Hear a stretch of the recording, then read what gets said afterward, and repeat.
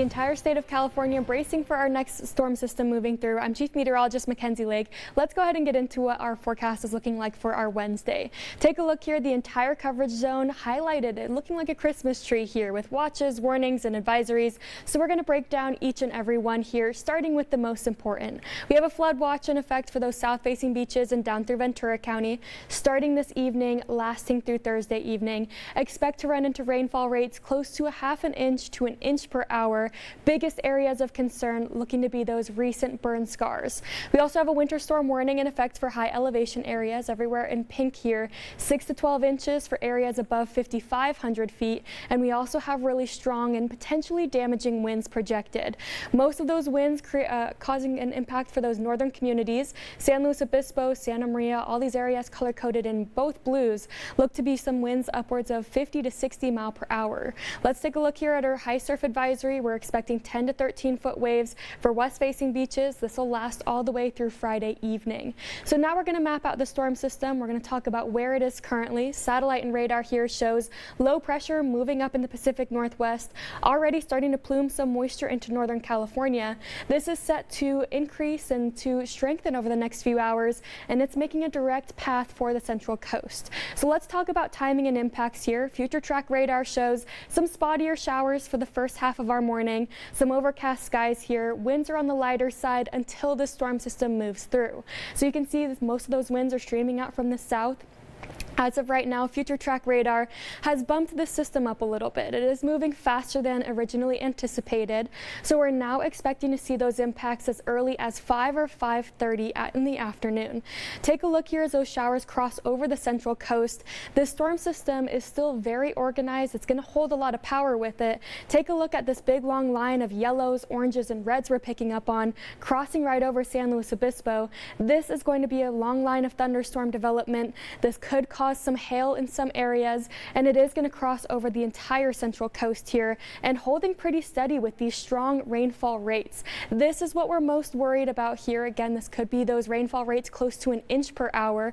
You can see it's going to cross over Santa Barbara by the afternoon and overnight. So really, this is a nighttime kind of rainfall system here for Santa Barbara and for Ventura County, but we're a little bit more worried about San Luis Obispo and our northern communities as you are heading home from work around 5 or 6 p.m.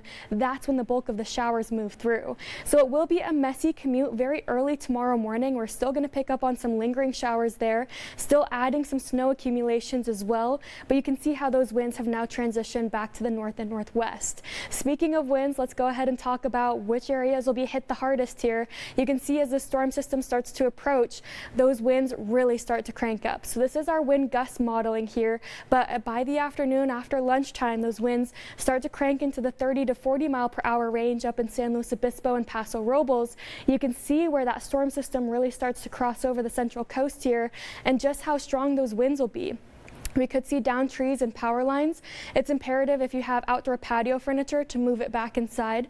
Winds won't be as strong in Santa Barbara and Goleta. That's why we're not underneath that wind advisory, but we will see those winds cranking back up as they cross down through Ventura County. Ojai, we'll definitely be seeing some really strong winds in the Ventura County mountains as well. So now we're going to take a look here at what to expect. So possible outcomes here. As far as rainfall, we are underneath slight risk for flooding concerns. It's very likely that will have pooling and ponding along the roadways. We might have some flood-prone areas looking to overflow in low-lying creeks and rivers. But as far as rainfall, within the 6-hour time span, we're expecting about an inch for the south-facing beaches and about an inch and a half, maybe a little bit more in San Luis Obispo. So flooding concerns are not the very top of our worries here. I think we should be a little bit more worried about those winds, downing trees and power lines, causing tree limbs down in the roads as well. And then, of course, we are looking at our 30 to 50% chance of mudslides and debris flows. That was updated by the National Weather Service just yesterday afternoon. Here's a look at future track rainfall. As I mentioned, it's not necessarily an impressive storm system with rainfall numbers. The Central Coast can handle about an inch in 6 hours, but it is going to be one of those scenarios where if you don't have to travel overnight, it is highly advised not to. Again, depending on where you are in the Central Coast, 6 p.m. is going to be that time frame in our northern communities to watch out for, and then 10 p.m. and a little bit later on here in Santa Barbara. But let's take a look at our forecast. Temperature-wise, it is a cool system. That rain transitions to snowfall, and we cool off a few degrees from yesterday, back up into the 60s for the entire coverage zone. Since it is an overnight system, I haven't deemed today or tomorrow as severe weather days, but again, it is highly advised if you don't have to travel tonight, please avoid it. Don't park close to trees. Again, we could see tree limbs falling down and maybe even some spotty power outages.